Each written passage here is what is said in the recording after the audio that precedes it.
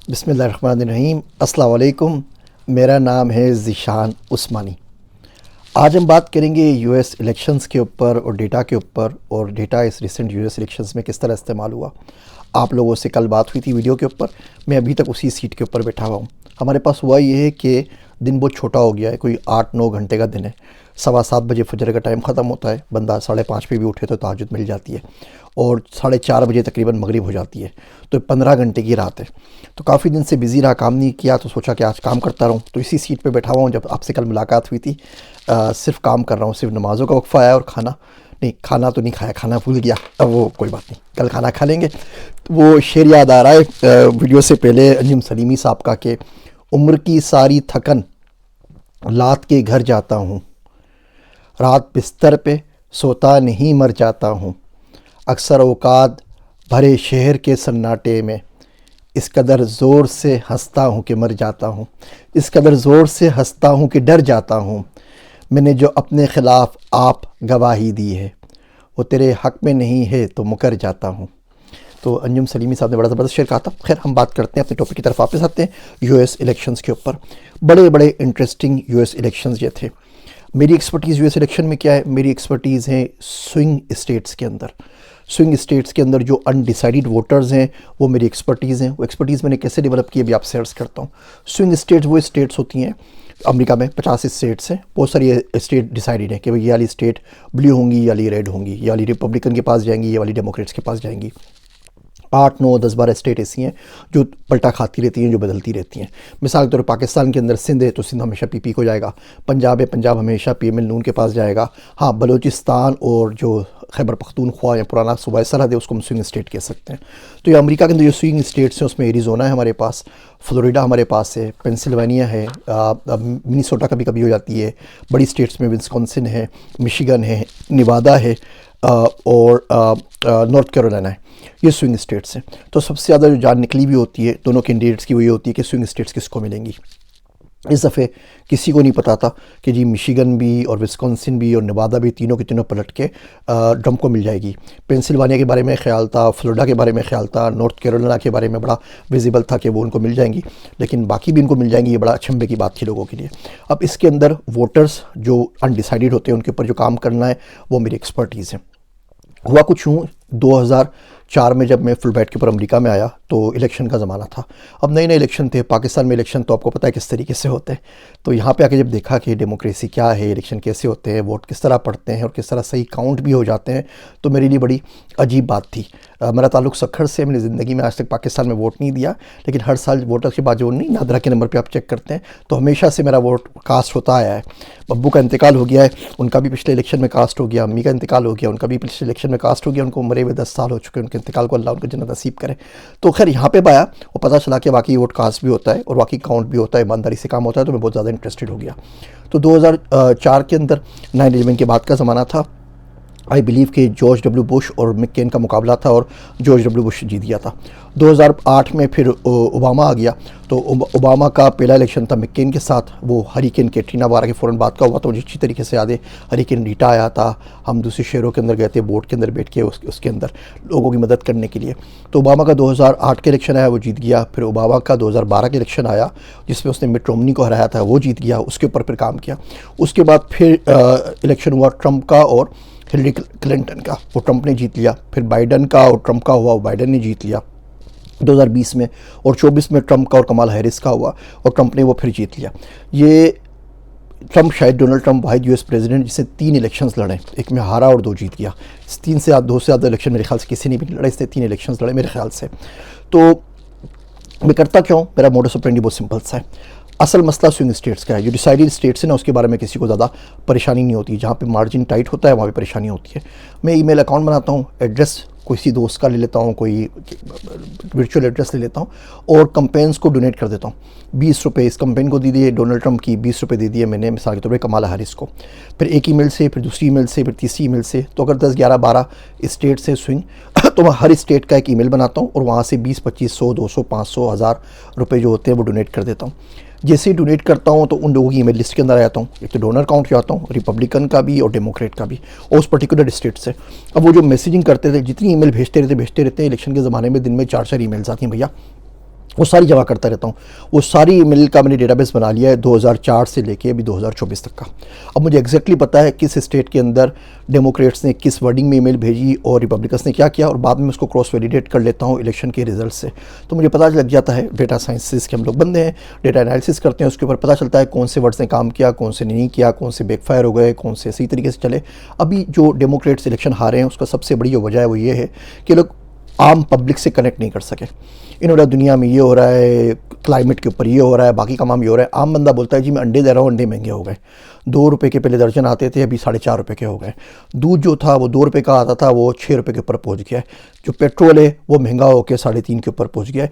मुझे क्या फ़ायदा हो रहा है, मेरी जॉब का क्या होगा, मेरे लिए क्या होगा, तो उससे पर्सनली तो लेवल के ऊपर कनेक्ट नहीं कर पाए। इसके अंदर बहुत सारी डेटा कंपनीज़ को हमने यूज़ किया है। बाय दी में यहाँ पे मैं आपको केगल का डेटा सेट्स का लिंक दे रहा हूँ, उसके ऊपर आप देख लीजिए, पूरे यूएस इलेक्शन का डेटा वहाँ पे अवेलेबल है। और कुछ नहीं तो अपनी प्रैक्टिस के लिए उसको डाउनलोड करके उसके ऊपर काम शुरू कर दीजिए, ताकि आपको पता लगे कि इलेक्शंस में क्या होता है, किस तरीके से वोटिंग काउंट होती है, वोटर प्रोफाइल्स किस तरीके से बनते हैं, हम जियो फेंसिंग कैसे करते हैं, माइक्रो टारगेटिंग कैसे करते हैं, ए बी टेस्टिंग कैसे करते हैं, लोकल लाइक ऑडियंसेस किस तरीके से बनाते हैं, कोहोर्ट एनालिसिस कैसे करते हैं, बाकी लोगों ने कोड शेयर किए हैं वो देख लीजिए, उससे आपको आइडिया हो जाएगा। इस कैंपेन के अंदर आपको शायद यकीन ना है, लेकिन कमाल हैरिस के पास ट्रंप से 3 गुना ज़्यादा बजट था।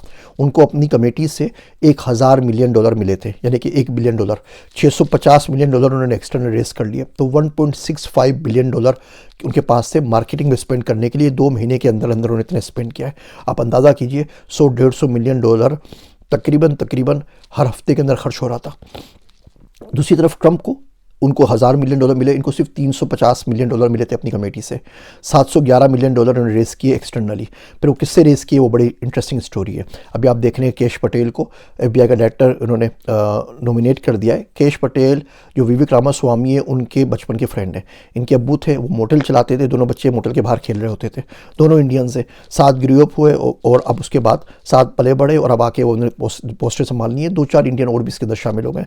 लेकिन अभी पूरी की पूरी अगर आप देखें ना किस तरीके से होता है, इवांका का एक ट्रंप का की बेटी का एक ससुर जो है वो मिडिल ईस्ट का एडवाइज़र लग गया है, दूसरा ससुर एम्बेसडर लग गया है फ्रांस का।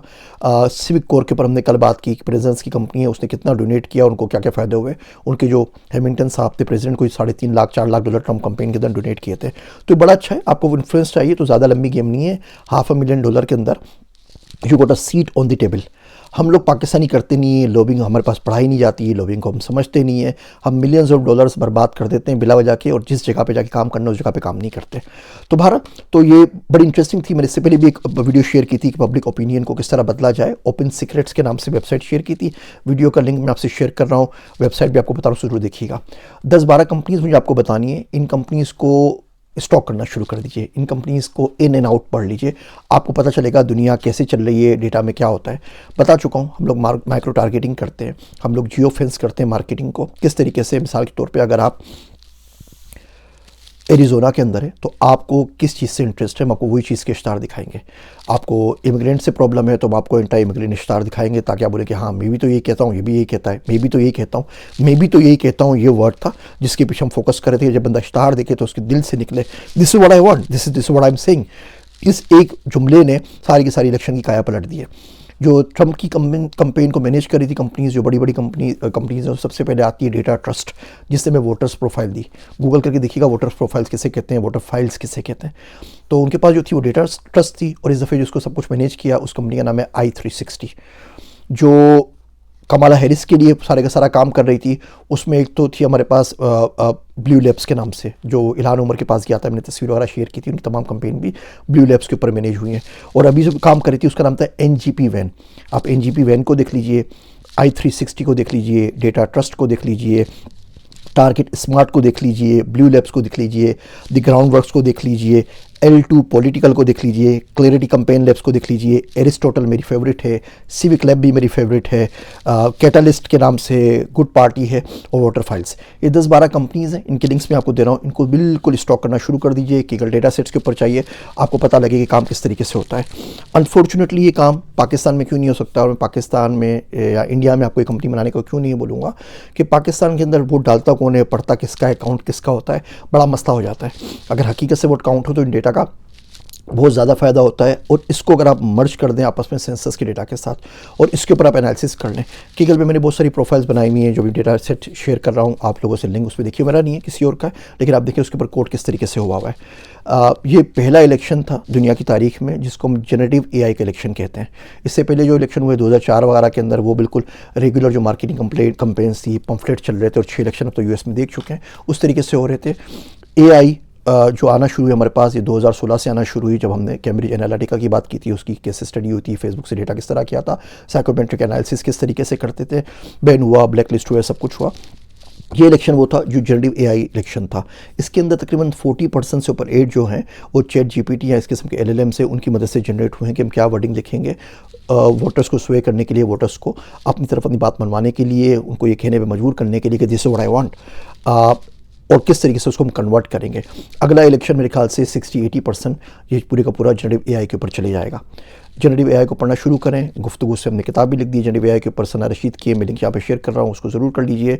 पूरी की पूरी दुनिया चेंज हो रही है। कभी एआई के ऊपर तफसील से बात करेंगे। आजकल एआई में क्या हो रहा है, इसकी फ्यूजन के ऊपर काम हो रहा है।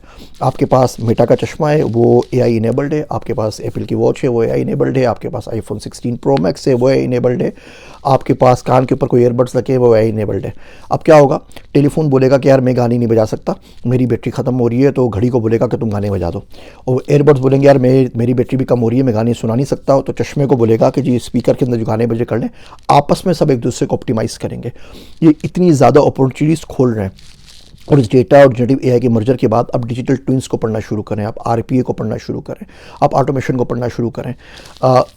साल में तो बहुत ज़्यादा टाइम मेरा किताबों पे जाता ही है, लेकिन दिसंबर में स्पेशली तौर पे, अभी मैं काफ़ी दिन से आउट भी रहा, ये पूरा डेस्क मेरा अगर मैं दिखा सकूँ आपको सारे का सारा भरा हुआ है सिर्फ किताबों से। रोज़ की एक दो किताबें कोशिश करके पढ़ रहा हूँ। ये फील्ड इतनी तेज़ी से चेंज हो रही है, इसमें अगर आपने नहीं पढ़ा आप कहीं के नहीं रहेंगे। आखिरी 2 चीज़ें, स्किल स्कोर हमारी वेबसाइट है, मैं आपको फ्री में एक्सेस दे रहा हूँ भैया। ज़ीशान कोड है, ZEESHAN, 100% फ्री एक्सेस ले लीजिए, मत पैसे दीजिए, यूज़ करके अपना स्कोर देखिए। अगर आप 80 से ऊपर स्कोर है ना, तो आपकी तनख्वाह कम से कम 5 लाख होनी चाहिए। पाकिस्तान में है तो 5 लाख रुपए होनी चाहिए, अमेरिका में है तो 5 लाख डॉलर होनी चाहिए। आप देखिए आपका स्कोर 80 से ऊपर आ रहा है या नहीं आ रहा। नहीं आ रहा तो प्लेटफॉर्म आपको ज़रूर बताएगा कि आप किस तरीके से स्कोर इंप्रूव कर सकते हैं। दूसरी वेबसाइट यूज़ कीजिए, वीज़ा ब्रिज, 7,000 रुपये खाली फीस है, पाकिस्तानी 7,000 रुपये, $20 भी नहीं बनती भैया। आप वहाँ पे जाएं, अपना प्रोफाइल दें, वो दुनिया के 200 ममालिक के 2000 वीज़ा के ऊपर आपको मैच करके बता देगा कि आपकी औकात क्या है, दुनिया का कौन सा मुल्क आपको वीज़ा देगा, वहाँ के चांसेस क्या है, उस मुल्क के अंदर कौन सी यूनिवर्सिटीज़ हैं जो आपको स्कॉलरशिप दे देंगी, किस यूनिवर्सिटीज़ में आपको अप्लाई करना चाहिए, कौन से नॉन इमिग्रेंट वीज़ा के लिए अप्लाई कर सकते हैं, कौन से इमिग्रेंट वीज़ा के लिए अप्लाई कर सकते हैं, दुनिया के 5 बेहतरीन मुल्क कौन से हैं जहाँ पे पैसा कमा सकते हैं। डेटा इस तरीके से यूज़ हो रहा है, तो एआई को अपने बेनिफिट के लिए इस्तेमाल ज़रूर करें। ये मेरी लंबी डिस्कशन अगर आपको बुरी लग रही हो तो मुझे कमेंट में ज़रूर बता दिएगा। हम वीडियो फॉर्मेट वापस पहले की तरह 3-4 मिनट का कर लेंगे, लेकिन ये जनरल डिस्कशन इनफॉर्मल वे के अंदर अगर आपको पसंद है रात के इस पहर के अंदर, तो भी मुझे कमेंट में ज़रूर बता दीजिए ताकि इसको हम लोग कंटिन्यू करें। इस फॉर्मेलिटी के चक्कर के अंदर बहुत मरतबा बंदा दिल की बात कर भी नहीं सकता और ये सोचता रहता है क्या बोलना है क्या नहीं बोलना। इस तरह बोलना मेरे लिए आसान है जिस तरह एक भाई आपको बैठ के समझा रहा होता है, जिसमें इतनी टेंशन नहीं होती कि आप मेरा एक लफ्ज़ पकड़ेंगे और एक लफ्ज़ के ऊपर मुझे सारी बातें सुनाएंगे और कुछ करेंगे। मेरे वास्ते दुआ कीजिएगा। मैं हूँ आप सबका ज़ीशान उस्मानी।